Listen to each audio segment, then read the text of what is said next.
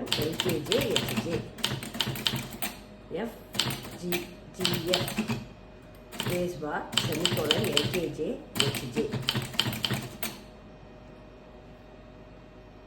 So இந்த மாதிரி தான் நம்ம ஃபிங்கரிங்ஸை டைப் பண்ணோம்.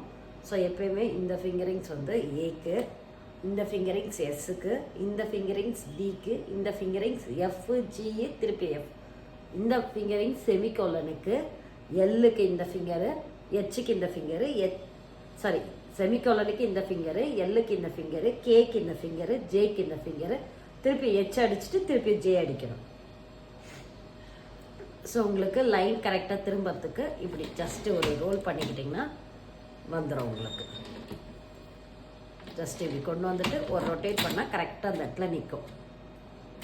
As D F D F semicolon L K J H J. So இப்படி தான் டைப் பண்ணணும்.